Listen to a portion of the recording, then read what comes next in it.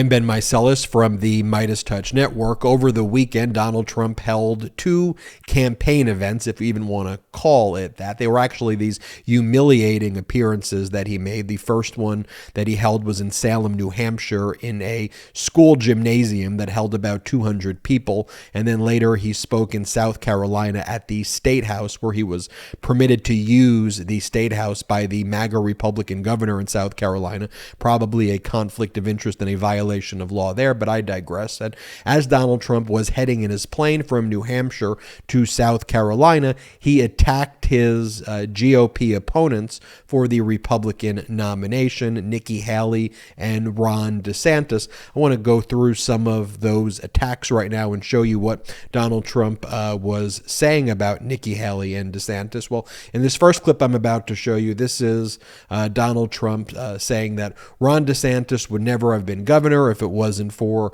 Donald Trump. And Donald Trump says, well, I don't really care that much about loyalty. Actually, I do care a lot about loyalty, and it's very disloyal for Ron DeSantis to say that he's going to run against me. Ron DeSantis has not yet said that he is definitely going to be running against Donald Trump, but Donald Trump believes that by attacking Ron DeSantis now, he can try to scare off Ron DeSantis from running, and DeSantis is ahead of Donald Trump in the polls. Here, play this clip of Donald Trump. So Ron would have not been governor if it wasn't for me, and that's okay. Number one, he wouldn't have gotten a nomination, and number two, he wouldn't have beaten his Democrat opponent. So then when I hear he might run, I consider that very disloyal, but it's not about loyalty, but to me it is. It's always about loyalty, but for a lot of people it's not. Then Donald Trump also said that he had a phone call with Nikki Haley, and Nikki Haley had previously told him that she would never run against my president. That's the malignant, narcissistic terms that Donald Trump used there. But here, let's play this clip right now of Donald Trump saying that what he feels about Nikki Haley running, and also what Donald Trump says about Ron DeSantis trying to now rewrite history about the COVID lockdowns in Florida. Nikki Haley called me the other day to talk to me. I talked to her for a little while, but I said, look, go by your heart if you want to run. She's publicly stated I would never run against my president. He was a great president. Florida was actually closed for a very long period of time. Remember, he closed the beaches and everything else. They're trying to rewrite history. And look, Donald Trump has now been consistently attacking Ron DeSantis, now attacking Nikki Haley as well. Remember, we did a video about 2 weeks ago where Donald Trump called into one of these MAGA extremist propagandist networks, and he said, basically threatened DeSantis and said, well, it's incredibly disloyal that DeSantis would run against me, but if he is running against me, I'm going to handle him the way I always handle things, kind of the mafia-style threat. Here, play this clip. You may remember we covered it a few weeks back. Those rallies were unbelievable, and he ended up beating Gillum. And most people thought he couldn't do that, but I thought he could. So I got him elected, pure and simple. He would have never, if I said I wasn't going to endorse you, and I was close, there was no reason to go wild about endorsing him. So, now I hear he might want to run against me, so we'll handle that the way I handle things. Yeah. And while Donald Trump was on his airplane headed to these campaign events, the MAGA propagandist networks that just basically spew Donald Trump and MAGA propaganda each and every day. It's complete and total utter disinformation. One of the newscasters basically said Donald Trump is on Air Force One and he is headed here to South Carolina, where he's going to have a very focused and detailed policy speech. Here, play this clip. We're not concerned about Nikki Haley potentially jumping in for a run for president, so he's really voicing his opinion on a lot of these topics while on Air Force One. But when he gets here to deliver his speech tonight, it's going to be a more focused, forward-looking speech. He's going to be talking about education. He's going to be talking about border security.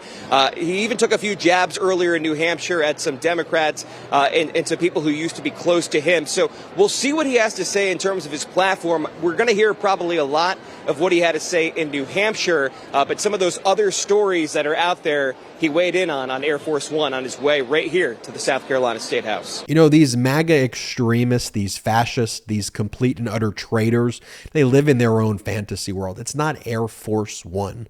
Air Force One is for the president of the United States. Donald Trump is on a refurbished airplane that he grifted off donors who donated money to the various political action committees that Trump set up, where Donald Trump is being criminally investigated for his conduct with these political action committees by the Department of Justice for breaking the law there.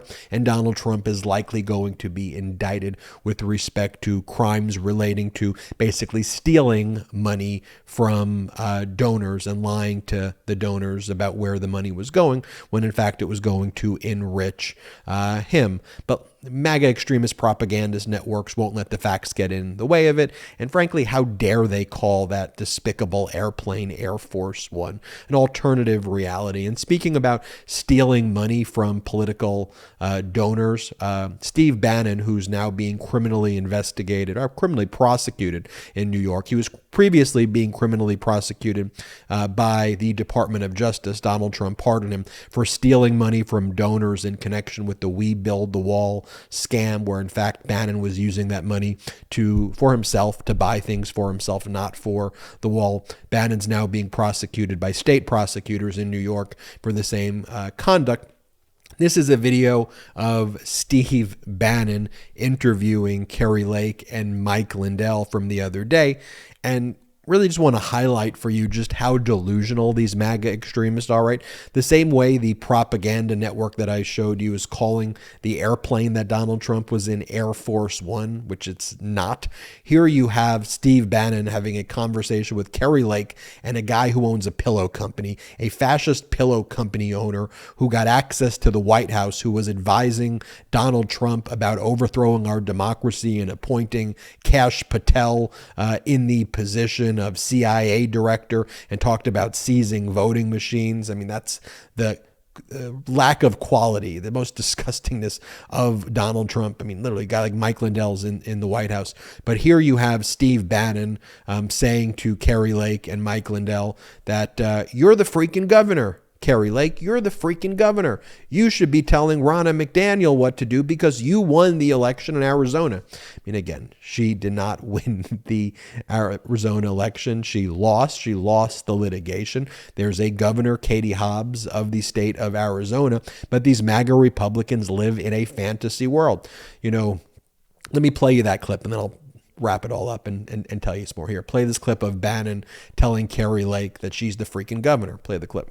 Ronna McDaniel has not, you've been there for 3 days. Ronna McDaniel has not pulled you aside and say, let's have a cup of coffee and spend 5 minutes together. Have you guys spent any time with each other one-on-one? No, we haven't, unfortunately. And you know what? I do want to reach out to her because here's what's going on.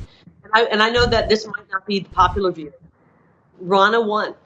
Full stop. Hang on, full stop. You shouldn't have to reach out to Ronna McDaniel. You're the freaking governor of Arizona. You just won an incredibly tough race because you stood for policies that MAGA stands for. She should be blowing your phone up every day. I'm going to get to that in a second, but let me be blunt. Were you abandoned by the RNC in your historic fight, which you're still going to win? You are the legitimate governor of Arizona. Of that, there is no doubt. I mean, the complete and utter disinformation that's spewed by these MAGA Republicans each and every day is utterly absurd. And go back and watch the recap that we did of the South Carolina rally. Here, I'll play this one clip for you here. This is the MAGA Republican congressman who spoke before Donald Trump and some of the others at the event in South Carolina, Congressman Russell Fry, a MAGA extremist. And Fry talks about, we've passed the bill that has now fired 87,000 IRS agents, that they're now fired. You didn't fire them.